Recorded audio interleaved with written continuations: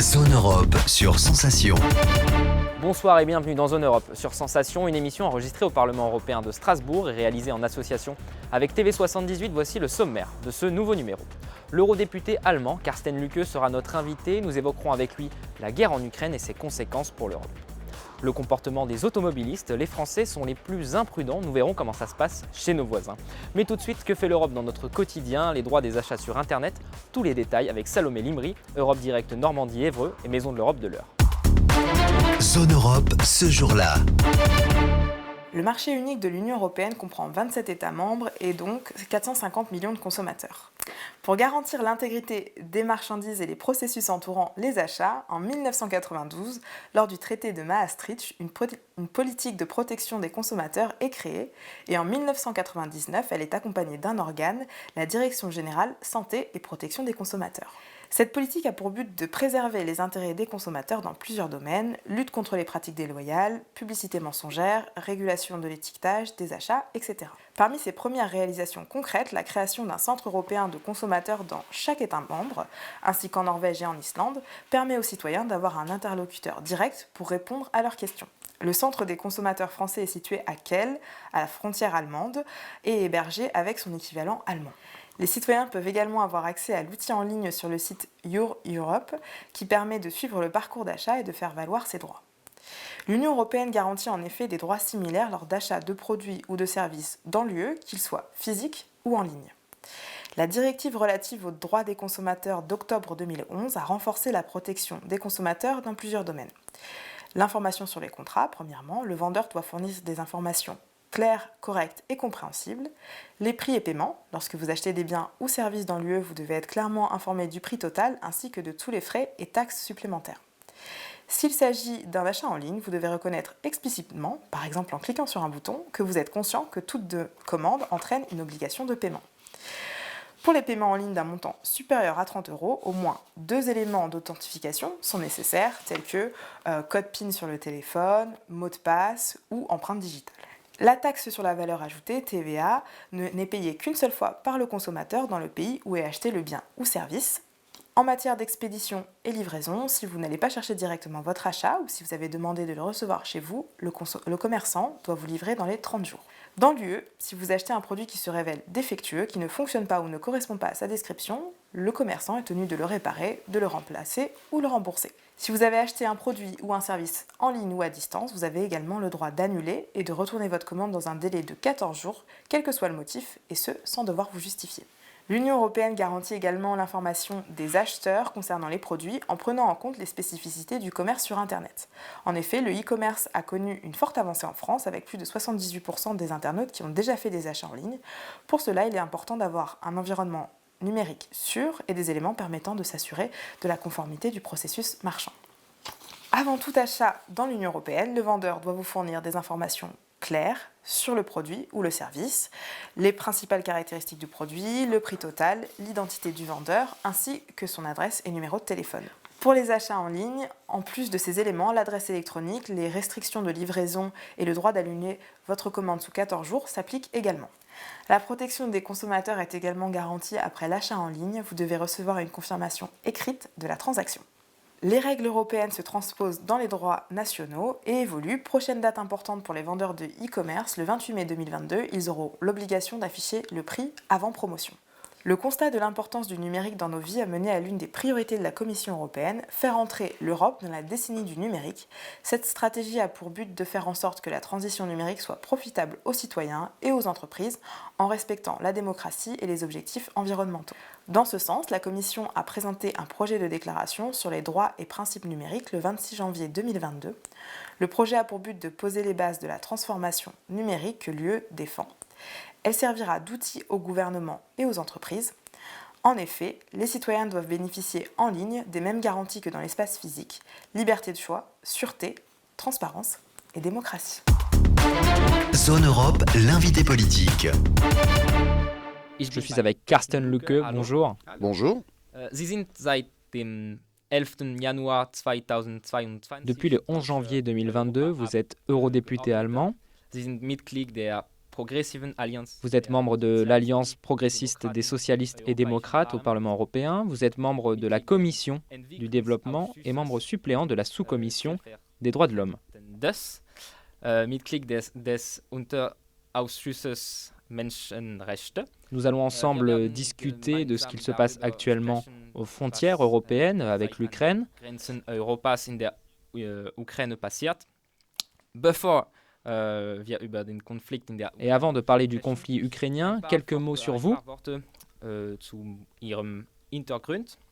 Comme déjà dit, vous êtes arrivé au Parlement européen au début de l'année. Vous êtes membre de la Maison de l'Europe de Marienberg. Il était important pour vous de vous engager au niveau européen.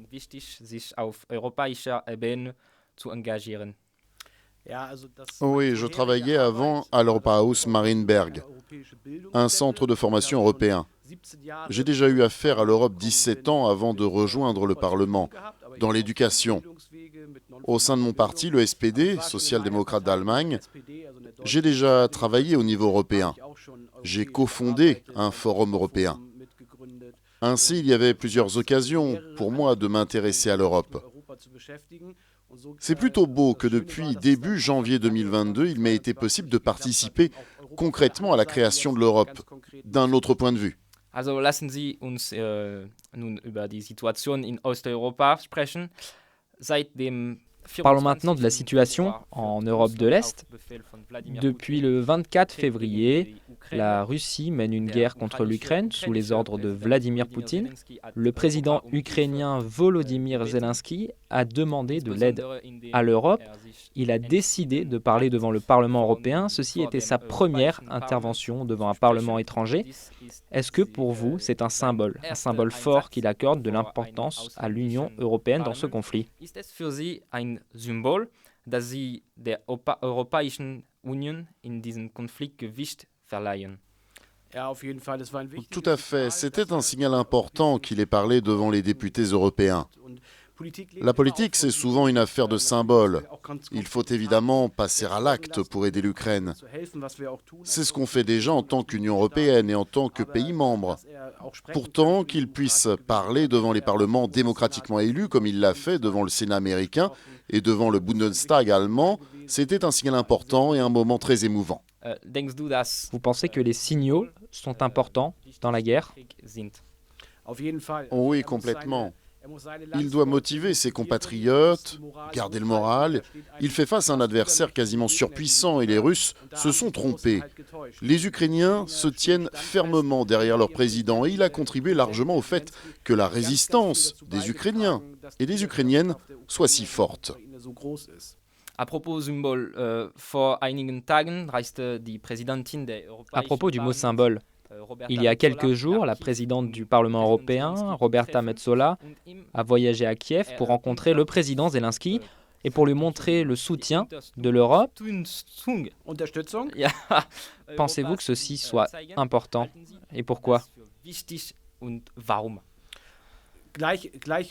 C'est la même justification. Avant, il y a eu d'autres premiers ministres européens qui ont voyagé en Ukraine. C'était un acte courageux. J'ai entendu comme elle a fait avec la Pologne en train, il fallait maintenir la sécurité au plus haut niveau. Elle a parlé aussi devant le Parlement ukrainien pour faire preuve de solidarité sur place. Cela a eu plus d'effet qu'à distance depuis Bruxelles ou Strasbourg. C'était donc un signal européen fort et important à Kiev. Also wir haben gesehen, dass die Europäische Union in Krisen gesagt hat. Alors nous avons vu que l'Union européenne a dit qu'elle allait réagir lors des crises et qu'elle serait plus réactive. Langsamkeit zu lösen. Wir haben es zu Beginn der Gesundheitskrise. Nous l'avons vu au début de la crise sanitaire et lors des sanctions communes contre la Russie. Il y avait aussi un accord au sujet de l'armement de l'Union européenne pour l'Ukraine. C'est nouveau. Est-ce le début d'une défense européenne? On parle beaucoup de l'armée européenne. Je ne pense pas que nous l'aurons demain, mais les crises font toujours que l'Europe se soude. Je le souhaite et je pense qu'il serait nécessaire que l'Europe avance avec sa politique étrangère, sa politique de sécurité et sa politique militaire. C'est encore un long chemin, mais la crise nous force à coopérer davantage au niveau militaire.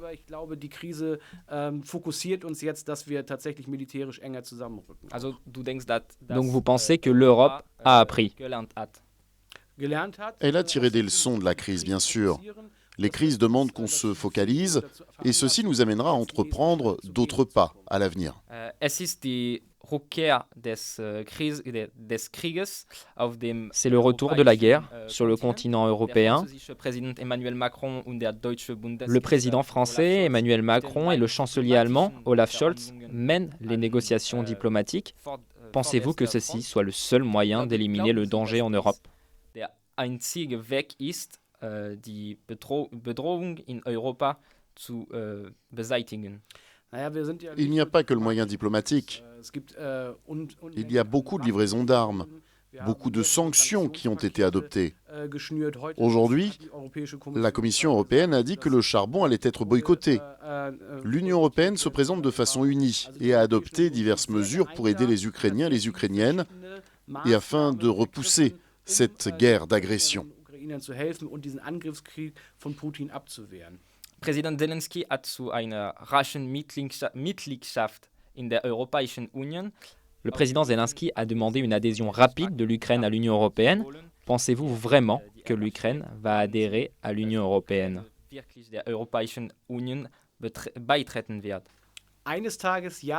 Un jour, oui, mais sûrement pas demain. L'Ukraine est un pays européen, mais tous les autres pays candidats doivent passer par un processus d'adhésion. Il y a des contacts et critères à respecter, comme les critères de Copenhague. On ne doit pas passer à une action précipitée à cause de la détresse.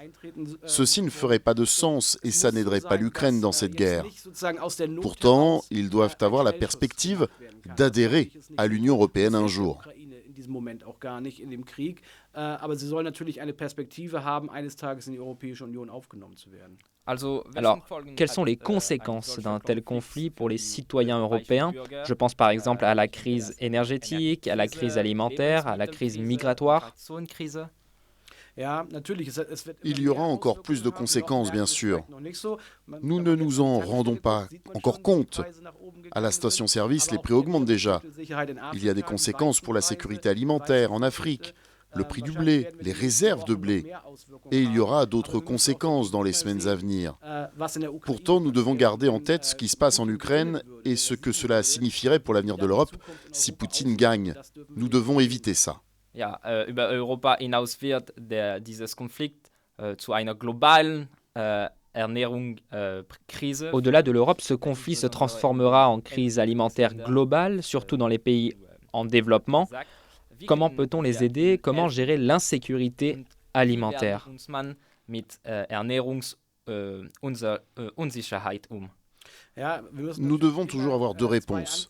À long terme, nous devons faire en sorte que les pays africains et tous les pays en développement soient en mesure de s'aider eux-mêmes.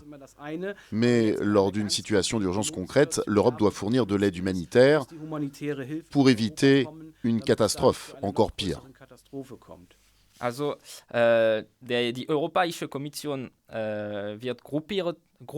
La Commission européenne va adopter des dispositions groupées, comme celles relatives au vaccin, pour essayer de réduire l'augmentation des prix du gaz pour les citoyens européens. Pensez-vous que ceci soit une bonne mesure et devons-nous trouver une gestion européenne de l'énergie? Sollen wir nach ein europäisches Energiemanagement? Je pense qu'il est tôt pour en parler. S'il y a une voie européenne qui est techniquement possible et si on peut avancer à pas de loup, nous devons choisir cette voie européenne. En ce moment, nous sommes toujours en train d'explorer comment ça va continuer. En général, on peut dire que si la coopération européenne mène à un meilleur résultat, il est souhaitable de choisir cette voie.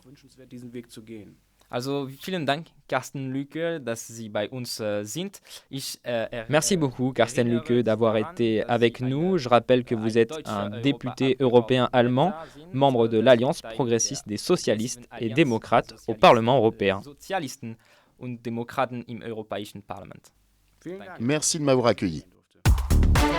Zone Europe chez nos voisins. Et chez nos voisins, ça se passe comment? C'est notre rubrique en partenariat avec HEJ, l'Institut des hautes études de journalisme de Montpellier. Cette semaine, le comportement des automobilistes avec Baptiste Restier. Les automobilistes français sont bel et bien parmi les pires élèves européens en ce qui concerne leur comportement sur les routes. La Fondation Vinci Autoroute a publié récemment son baromètre sur le sujet. Au final, 91% des Français interrogés admettent dépasser les limitations de vitesse, 57% oublient quant à eux de mettre leur clignotant et 27% avouent écrire des SMS au volant. Un comportement inconscient et dangereux qui demeure cependant être en légère baisse car seulement 3 des 14 indicateurs de ce bilan sont en hausse en 2020, dont par exemple l'oubli de la ceinture de sécurité ou encore la circulation sur la bande d'arrêt d'urgence des autoroutes. En ce qui concerne les autres pays, la Grèce est le pays européen qui dénombre le plus d'incivilités. Les automobilistes qui collent le plus la voiture de devant, mais aussi ceux qui insultent le plus au volant, à égalité avec les Français, avec 70% des personnes concernées. En ce qui concerne les klaxons, c'est notre voisin espagnol qui se démarque avec 66% de ses conducteurs qui affectionnent son utilisation. Les Néerlandais sont ceux qui doublent le plus à droite sur l'autoroute, 48% selon l'étude. Les Polonais, quant à eux, ont le sang chaud et sont près de 37% à descendre de leur voiture pour régler un différend. De leur côté, les Suédois, même s'ils sont les bons élèves dans de nombreux domaines, se démarquent dans le mauvais sens sur 3 points où ils sont les champions d'Europe.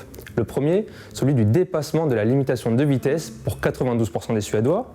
Le second, le non-respect des distances de sécurité qui concerne 74% des automobilistes. Et le dernier, pour 88% des Suédois interrogés, est le fait de quitter la route des yeux pendant plus de 2 secondes. Zone Europe Voyage.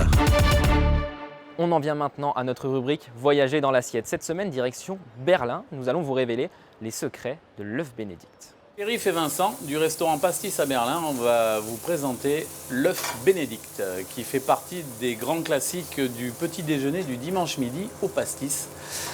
C'est un plat qu'on propose en dehors de la carte très souvent, tous les dimanches midi principalement. Et on va vous le faire en live, voilà, 2 œufs pochés sur une petite brioche avec des épinards et une bonne sauce hollandaise que je vais vous monter devant la caméra. Voilà. Bon appétit à l'avance. Je vais monter la hollandaise. Pour 4 œufs, il me faut 8 œufs en tout. Il va falloir faire chauffer, réchauffer le beurre clarifié. Donc on a fait un petit beurre clarifié, noisette, pour que ça soit un peu parfumé. Hop. 4 œufs pour pocher, tu me les mets dans les ramequins. Et 4... Ça, c'est pour ma sauce. Ça marche.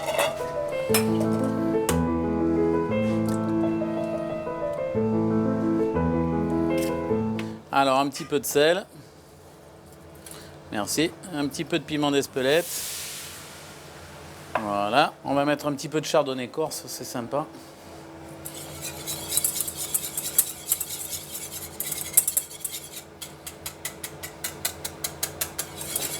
Voilà. Tu me mets une petite goutte, vas-y. Ouais, c'est bon. Et un petit peu d'eau. Voilà.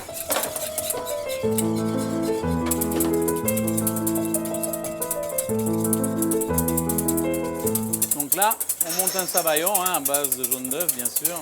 Donc la hollandaise est une sauce émulsionnée à chaud. Contrairement à une mayonnaise ou un aioli qui est une émulsion à froid. Une fois que les jaunes d'œufs sont montés, on va les finir doucement avec le beurre clarifié. Le même principe qu'avec la hollandaise, avec la mayonnaise.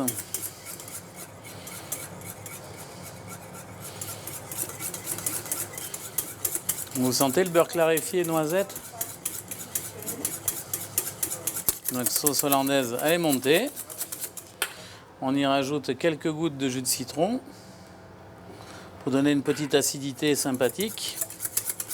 Ça arrondit un peu le goût. Quelques gouttes de sauce Worcester. Voilà. Et là, on a la base de notre sauce hollandaise pour l'œuf bénédicte. Donc là, On va lui donner un petit peu de chaleur tranquille, sans l'énerver, hein, on ne va pas l'énerver, mais on va la maintenir un peu au chaud sans l'énerver. Voilà. Donc là maintenant, le principe, il est facile. Ah, on va y arriver. Il me faut, voilà, ils sont prêts. Donc, le principe de l'œuf poché, c'est de casser ses œufs en cassolette, comme vous voyez, de faire bouillir l'eau vinaigrée.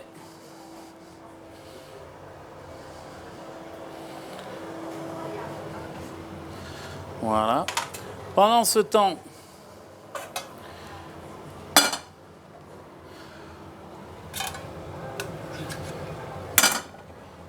on va se faire poêler une petite brioche au beurre, tranquille. Voilà, vous voyez l'eau. L'eau, là, est en train de bouillir. Donc là, on coupe, ça bout. Il faut juste que ce soit à frémissement, de manière à ne pas brusquer l'œuf. Donc on va mettre à pocher.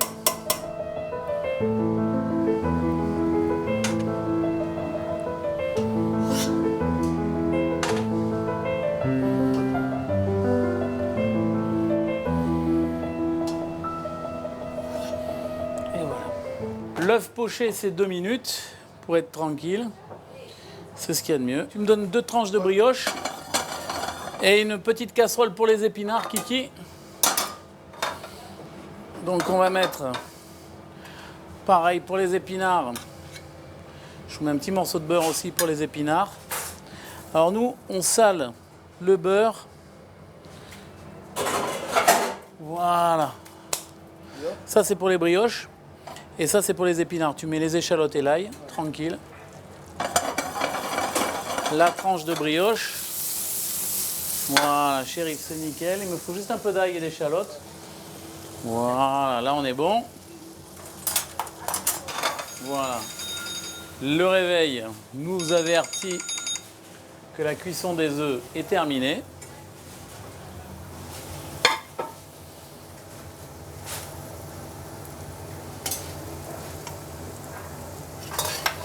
Donc on met les œufs à égoutter.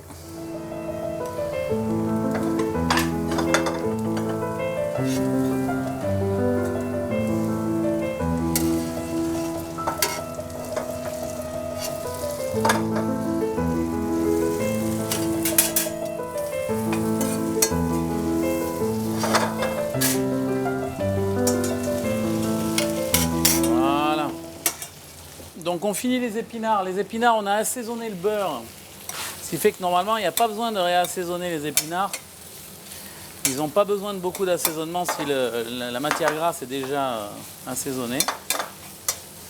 Là, ils prennent bien le goût de l'oignon et de l'échalote. Voilà, on est bon. Donc la petite brioche fait tranquillement au beurre. Voilà. T'as le bacon? Super. Nickel. C'est juste pour donner un petit côté bacon grillé. En fait, c'est du jambon serrano.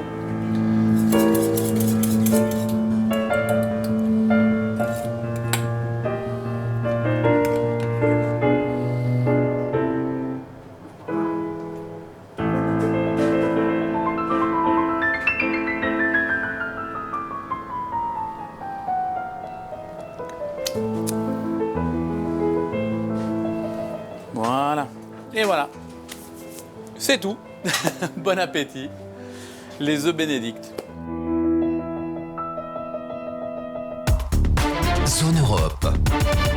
Les superstitions en Europe avec Evelyne Keller, auteure du livre 301 superstitions, petite encyclopédie des peurs et sagesse populaire chez L'Opportun. On s'intéresse cette semaine aux voitures. Les premières voitures ont été surnommées cheval de fer. Donc, quelque part, on va retrouver des superstitions liées aux chevaux. La première superstition pour que cette voiture ne soit pas qu'un tas de ferraille, c'est lui donner un nom, la nommer. Et si on regarde bien, les grandes marques de voitures, quand elles sortent un nouveau modèle, à côté, il y aura toujours un surnom. Parce que en faisant de la sorte, si on la nomme, elle devient une entité vivante. On pourra lui parler, lui dire t'as bien conduit aujourd'hui, enfin voilà. C'est important qu'elle ait un nom. Il faut aussi, comme on baptise la coque de navire, il faudrait baptiser la nouvelle voiture. Alors, par crainte pour les belles carrosseries, on ne va pas casser la bouteille de champagne sur le capot. On va vaporiser au-dessus de la voiture avec un aérosol. On peut mettre du champagne, mais ça peut être un autre alcool. Et voilà. Ce que l'histoire ne dit pas, c'est qu'après, les convives boivent à la santé de la voiture le champagne. Voilà. Une superstition, ne jamais utiliser une pièce récupérée sur des voitures accidentées. Parce que là, ça porterait malheur à l'automobiliste qui conduit cette voiture. Zone Europe, c'est terminé pour aujourd'hui. Merci aux équipes techniques du Parlement européen de Strasbourg. Vous pouvez retrouver cette émission en podcast audio et vidéo sur notre site et notre application Radio Sensation et aussi sur TV78. Rendez-vous la semaine prochaine. Très bonne soirée. Zone Europe sur Sensation. Zone Europe.